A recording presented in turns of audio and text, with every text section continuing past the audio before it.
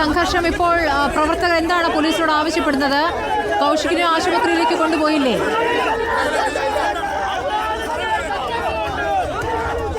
സ്മൃതി, കൗശിക്കിനെയും അതുപോലെ തന്നെ west CI ഫയാസിനെയുമാണ് ഇപ്പോൾ ആശുപത്രിയിലേക്ക് കൊണ്ടുപോയിരിക്കുന്നത്. ഇവർക്ക് രണ്ടുപേർക്കുമാണ് ഈ പ്രതിഷേധത്തിൽ ഗുരുതരമായി പരിക്കേറ്റത്. കൗശിക് എം ദാസിന് തലയ്ക്കും ഫയാസിന് കാലിനുമാണ് CI ഫയാസിന് കാലിനുമായി പരിക്കേറ്റത്. ഉദ്ഘാടനം പ്രദർശനം നടന്നതിന് ശേഷമായിരുന്നു പ്രവർത്തകരും പോലീസും തമ്മിൽ ഇത്തരത്തിൽ വലിയൊരു പ്രതിഷേധം നടന്നത്. രണ്ടുപേരും തമ്മിലുള്ള തള്ളും ശേഷം പോലീസ് പ്രവർത്തകർക്ക് നേരെ ലാത്തി വീശുകയായിരുന്നു. തൊട്ടടുത്ത് നിന്ന് ബിൽഡിങ്ങിൻ്റെ ജനൽ ചില്ലുകൾ പൊട്ടി വീണാണ് കൗശിക് എം ദാസിന്റെ തലയ്ക്ക് പരിക്കേറ്റത്.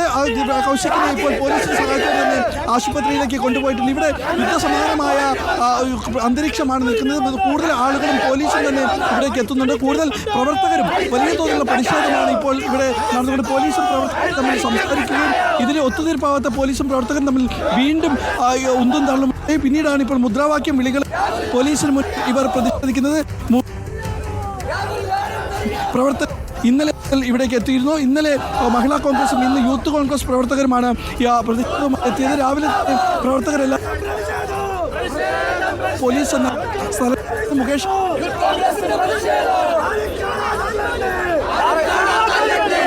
പ്രവർത്തകർ രാവിലെ 11 മണി എത്തുമെന്ന പ്രവർത്തകർ ഉച്ചയ്ക്ക്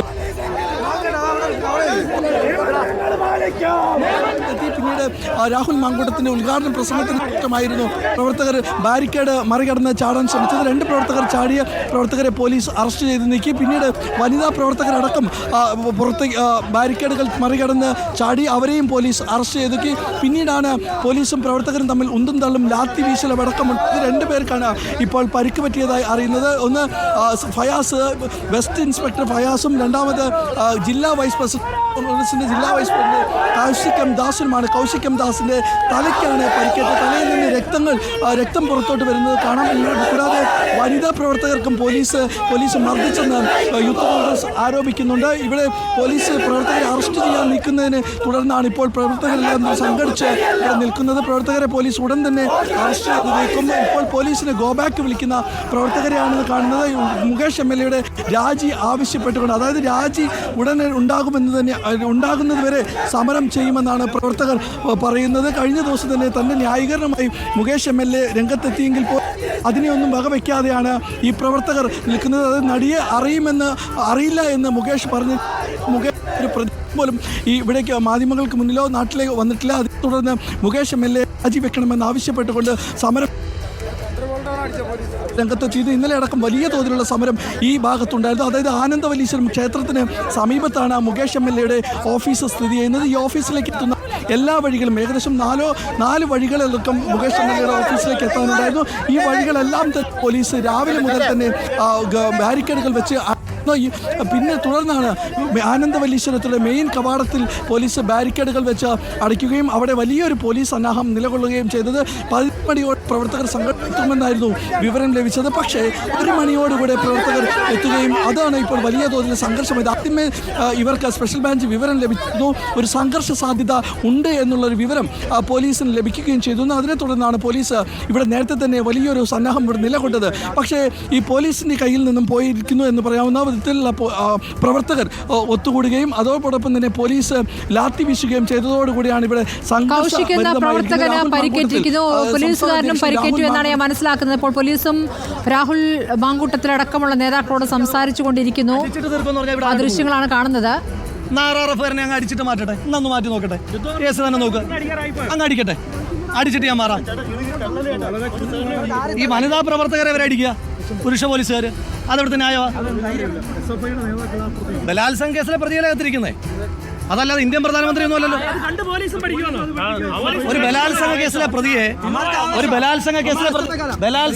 പ്രതിയെ സംരക്ഷിക്കാൻ വേണ്ടിയിട്ട് വനിതാ പ്രവർത്തകരുടെ ദേഹത്ത് പുരുഷ പോലീസുകാർ തുല്ലുക, പിടിച്ചു മാറ്റാൻ ചെല്ലുമ്പോൾ എന്നെ അങ്ങ് അടിച്ചു മാറ്റുമെന്ന് പറഞ്ഞാൽ അങ്ങ് അടിച്ചങ്ങ് മാറ്റട്ടെ, അടിച്ചിട്ട് നീക്കട്ടെ, നമുക്ക് നോക്കാം, നമ്മൾ മാറൂ. ഇപ്പൊ വരണ്ടല്ലോ, അനാവശ്യമായി പ്രകോപനം ഉണ്ടാക്കണം. അവർ വരട്ടെ, അവർ വന്നിട്ട് RRF അത്രയും പെരുന്നിപ്പുണ്ടല്ലോ, അവർ വന്ന് തന്നെ അടിച്ചിട്ട് അങ്ങ് മാറ്റട്ടെ, സമരം അവസാനിപ്പിക്കട്ടെ. ഒരു കാരണമില്ല, അവർക്കൊരു ബലാത്സംഗ കേസിലെ പ്രതിയെ സംരക്ഷിക്കണം. പിടിച്ചു മാറ്റാൻ വന്ന് എന്നോട് പറഞ്ഞത് മാറിയില്ലെങ്കിൽ അടിക്കുമെന്ന് അങ്ങ് അടിക്കട്ടെ. വനിതാ പ്രവർത്തകർ വനിതാ പോലീസ് ഇല്ലാതെ പുരുഷ പോലീസുമാരെ അടിച്ച് നശിപ്പിച്ചതാണ്. വട്ടം പിടിച്ചിട്ട് അടിക്കുന്ന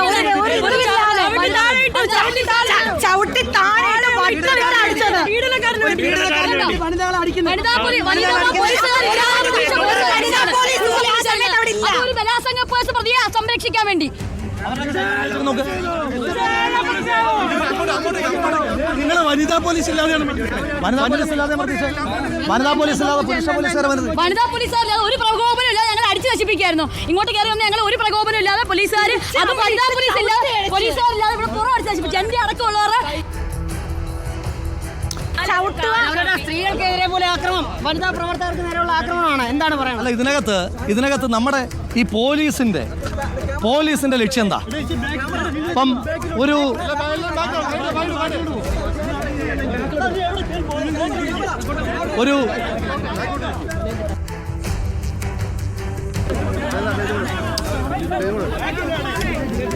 രണ്ടെണ്ണം ഉണ്ട്. പറയാം. അല്ല, ഇതിനകത്ത് പോലീസിന്റെ മെറിറ്റ് എന്താ? പോലീസിന്റെ മെറിറ്റ് എന്താ? അകത്തൊരു സ്ത്രീപീഡന കേസിലെ പ്രതിയിരിക്കുക. ഒരു സ്ത്രീപീഡന കേസിലെ പ്രതിക്കെതിരായിട്ട് സമരവുമായി വരുന്ന സ്ത്രീകളെ എവിടെ കൈകാണീര്? പെൺകുട്ടികളെ പുരുഷ പോലീസുകാർ, വനിതാ പോലീസുകാരാണെങ്കിൽ പോട്ടെ നോക്കാം, എങ്കിൽ പോലും പോട്ടെ നോക്കാൻ കഴിയില്ല. പുരുഷ പോലീസുകാർ റോഡിലൂടെ വലിച്ചടിക്കുക, ചവിട്ടുക. പിടിച്ചു മാറ്റാൻ ചെന്ന് എന്നോട് RRFകാർ പറഞ്ഞത് നീങ്ങിയില്ലെങ്കിൽ അടിക്കുമെന്നാണ് പറഞ്ഞത്. ഇവിടെ തന്നെ നിൽക്കുക, എന്നാൽ RRFകാർ വന്നിട്ട് അടിച്ചിട്ടൊന്ന് മാറ്റട്ടെ, നോക്കാം. നമ്മുടെ ഡിമാൻഡ് എന്താ? നമുക്ക് പോലീസുകാരുടെ മേൽ അക്രമം നടത്തണമെന്നുണ്ടോ? ഒരു കൊടിക്കമ്പ് കൊണ്ടെങ്കിലും പരിക്കേറ്റ പോലീസുകാരന് ഇവിടെ ഇരിപ്പുണ്ടോ? ഒന്നുമില്ലല്ലോ. എന്തെങ്കിലും പ്രകോപനം ഉണ്ടായോ? ഏതെങ്കിലും പോലീസുകാരന് പരിക്കുണ്ടെങ്കിൽ AC പറയട്ടെ. ഈ സ്ത്രീ പീഡന കേസിലെ പ്രതിക്ക് സംരക്ഷണം ഒരുക്കാൻ വേണ്ടിയിട്ടാണോ ഈ സായുധ പോലീസ്? നെയിം ബോർഡ് വെക്കുന്നില്ല ഉദ്യോഗസ്ഥന്മാരെ അടിക്കാൻ നിൽക്കുന്നവര്. അവരിങ്ങ് വരട്ടെ. ചവറ കോളേജിലെ പഴയ SFIക്കാരനാണെന്ന് പറയുന്നു, എനിക്കറിയില്ല. അയാൾ വരട്ടെ. അടി കൊണ്ടാലങ്ങ് മാറുമോ? ഇവിടെ നിൽക്കാം, നിന്ന് അടി കൊണ്ടിട്ട് നോക്കാം ആരാ മാറുന്നത് നോക്കാം. ഇപ്പം ആരാ മാറിയത്? ഇന്ത്യ RRFകാർ, ഇന്ത്യ സായുധ പോലീസ് പഠിക്കണ്ടേ? അല്ലാതെ ഈ വിഷയം എന്താണെന്നേ, ഞങ്ങളിവിടെ അക്രമം കാണിച്ചോ? ഒരു സ്ത്രീ പീഡന കേസിലെ പ്രതിക്ക് 100-200 പോലീസുകാർ കാവൽ നിൽക്കുക. ഇവർക്ക് നാണമില്ലേ? ഇവരുടെയൊക്കെ വീട്ടിൽ സ്ത്രീകളില്ലേ? ഒരു മാന്യതയും മര്യാദയും വേണ്ടേ? ഇത്രയും നാണമില്ലാതാകാൻ പാടുണ്ടോ? ഈ ഫോഴ്സിനെ പറ്റിയല്ല ഇന്നൊരു ഭരണപക്ഷ MLA ശ്രീ PV അൻവർ പറഞ്ഞിരിക്കുന്നത്. അദ്ദേഹത്തെ തെറ്റു പറയാൻ പറ്റുമോ?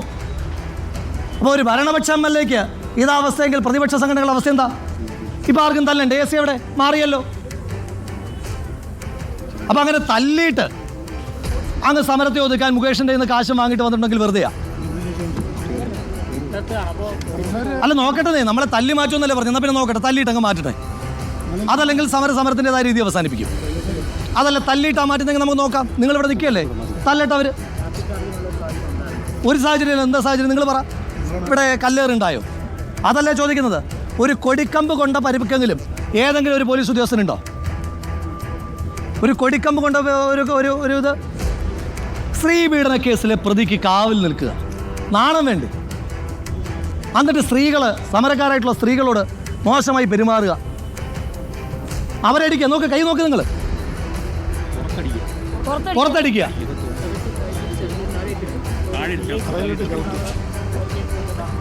CIക്ക് എന്തിനാ പരിക്ക് പറ്റുന്നത്? അത് ശ്രീ മുകേഷിൻ്റെ കയ്യിൽ നിന്ന് കണ്ടമാനം അൽഫാം വാങ്ങി കഴിച്ചിട്ട് വല്ല വയറിളക്കമായിരിക്കും. അല്ലാതെ ഇവിടെ ഒരു പരിക്കുമില്ല. അയാളുടെ പൈസയ്ക്ക് വാങ്ങി ഭക്ഷണം കഴിച്ചിട്ട് ദഹിക്കുന്നില്ലായിരിക്കും, അതിൻ്റെ ആയിരിക്കും. അതല്ലാതെ ഇവിടെ നിങ്ങൾ കണ്ടില്ലേ, ഞങ്ങളുടെ കയ്യിൽ ഒരു കൊടിക്കമ്പെങ്കിലും ഉണ്ടോ? ഞങ്ങൾ ആരെങ്കിലും ആക്രമിക്കുന്ന ദൃശ്യമുണ്ടോ? നിങ്ങൾ കാണീര്, ഞാൻ തന്നെ നടപടി എടുക്കാം. തുടരും. അല്ല, അവർ അടിച്ചു നീക്കുമെന്ന് നോക്കാം, നമുക്ക്.